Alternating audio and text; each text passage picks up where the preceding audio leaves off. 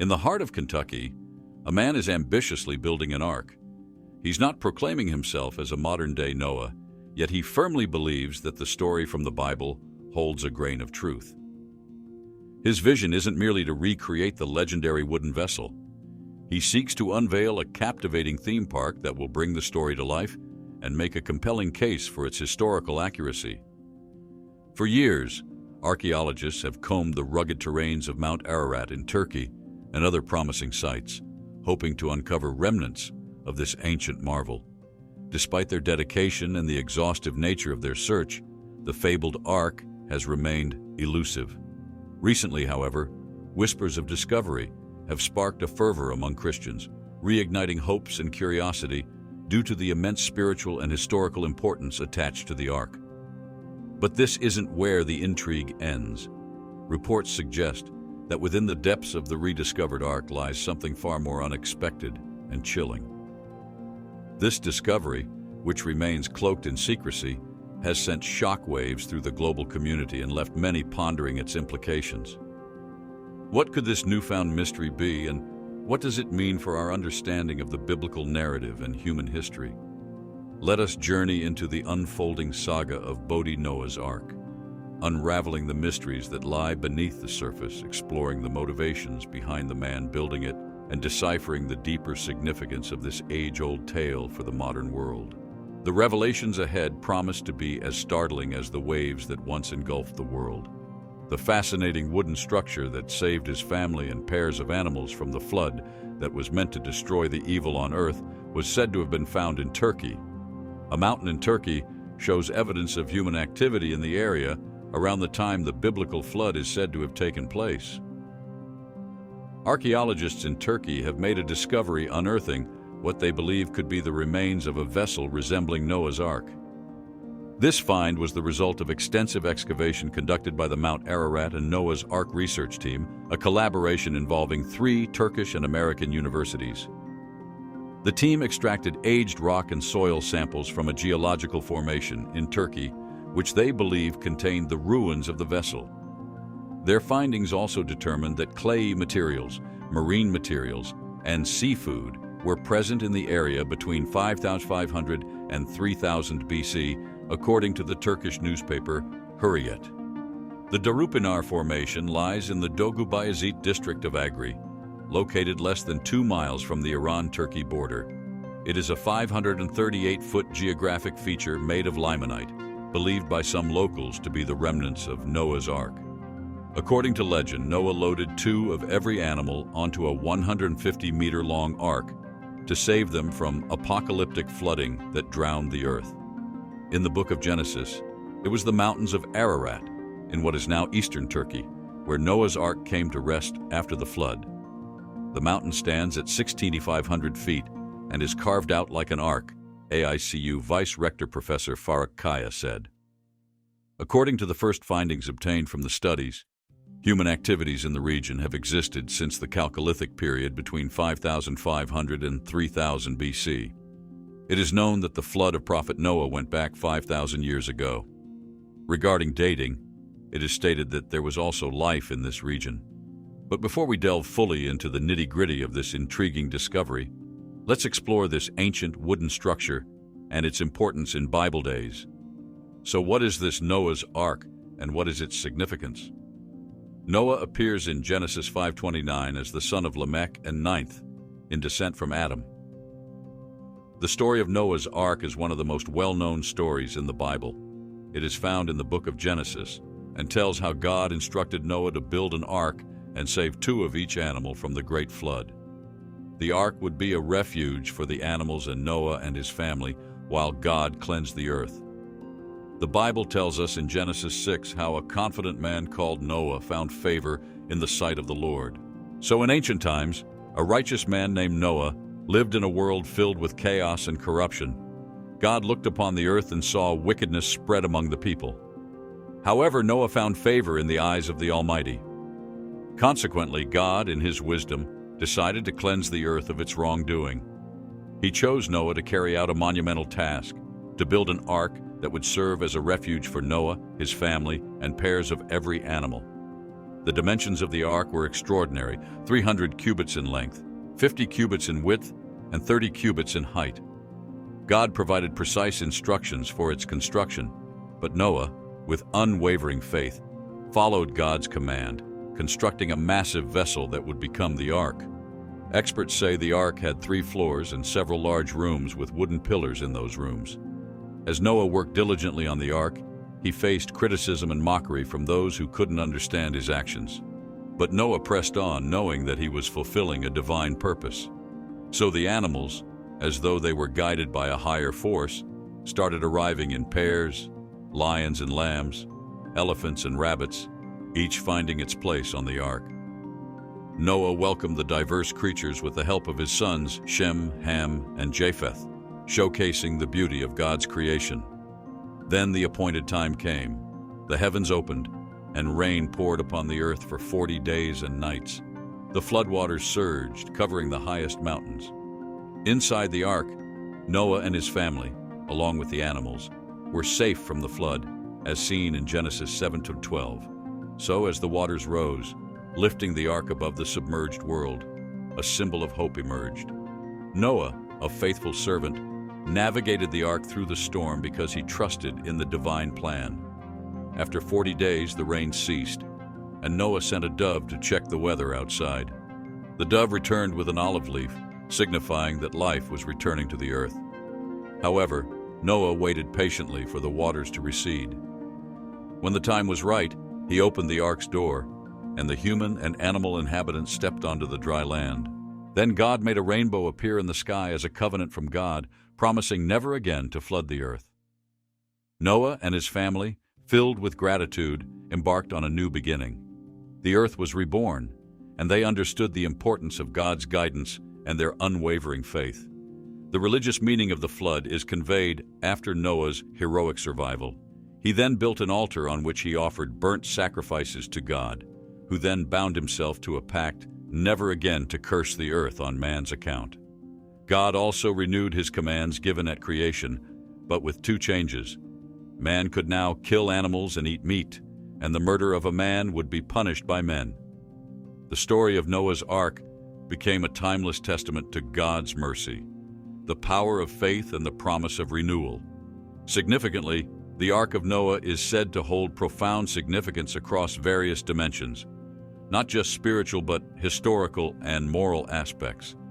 Interestingly, the construction of the Ark and the subsequent flood represents a divine covenant between God and humanity.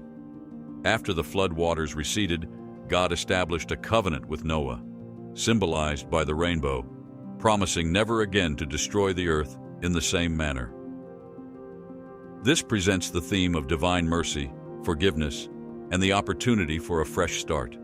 The ark also serves as a symbol of preservation and the sanctity of life. By instructing Noah to bring pairs of every kind of animal aboard the ark, God emphasized the value of biodiversity and the togetherness of all living beings. The ark becomes a vessel not just for Noah and his family, but for the entirety of God's creation. More so, in Christian theology, the ark is often seen as a foreshadowing of Christ.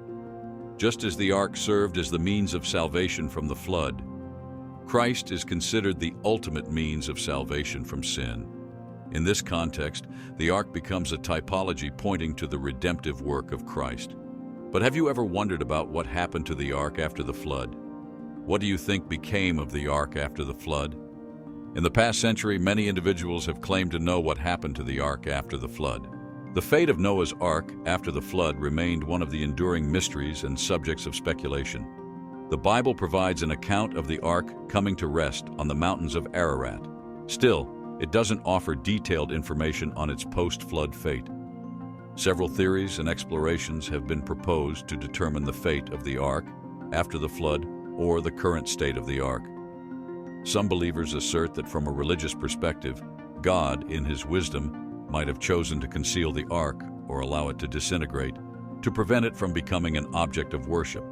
The focus is often on the spiritual significance of the ark rather than its physical preservation. Some have also speculated that the wooden structure of the ark, if it existed, would have undergone natural decay, Harsh weather conditions, exposure to elements, and the passage of time could have contributed to the deterioration of the Ark, leaving little to no visible traces. However, as we mentioned in the earlier part of this video, archaeologists and researchers have recently discovered the Ark to be in Turkey. Mount Ararat, located in modern-day Turkey, has been a focal point for expeditions and searches for the Ark. This mountain, now in modern-day Turkey, holds a special place in the story of the Ark. It was a geographical location that was a symbol of hope and a new beginning. Some claim to have discovered large wooden structures on the mountain, proposing that these remnants could be the remains of Noah's Ark. Soil samples from atop the highest peaks in Turkey reveal human activity and marine materials. The dating of the rock and soil from the location matches with the biblical timing of Noah's Ark. The Noah's Ark Scan project claims they have used 3D scans to find a strange-looking shape in the Turkish mountains that gives the accurate size of the Ark. The Bible Archaeology Search and Exploration Institute believes the Ark may have settled in Elorz Mountain, stretching from Armenia to Afghanistan. During an expedition there, the team found a peculiar rock form 14,000 feet above sea level that looked like fossilized sea beams. They also found sea life around it, indicating that it might have been in the ocean then. Ancient reports also speak of the Ark being readily accessible to specific groups of people, even describing an annual festival that supposedly took place on a mountain slope to commemorate the Ark's landing. According to reports, a team observed Noah's Ark from 60 different locations. The ship is broken in several places. However, it is not completely destroyed because it is buried in a thick layer of snow. So, due to its broken nature, experts were able to enter it. Chinese expert Dean Chen, who inspected the ship, asserted that each room on the ship is 5 meters high, and any animal can easily fit in. He also observed the pieces of the ship with radiocarbon technology and claimed that it is 4,800 years old. Several boxes were said to be found on the ship, but the Chinese experts could not open them. However, some have asserted that the claim of discovering Noah's Ark is not new.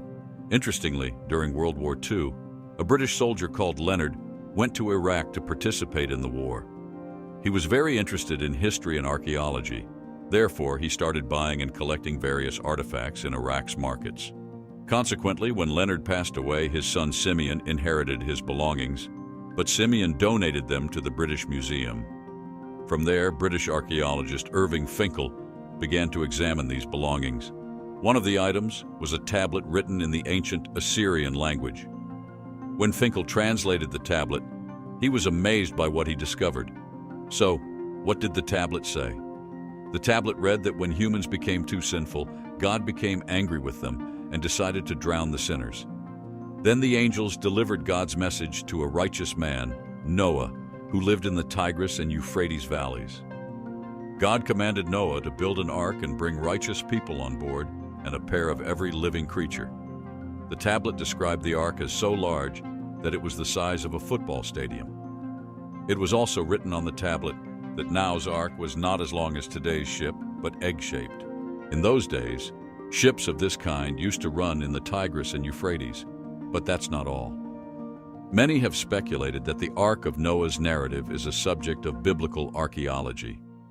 There have been discussions around its connectivity with biblical narratives, and it has also been a sign of end times prophecy, inciting God's salvation plan about end times. But what biblical narrative is it connected to, and does it have anything to do with end times?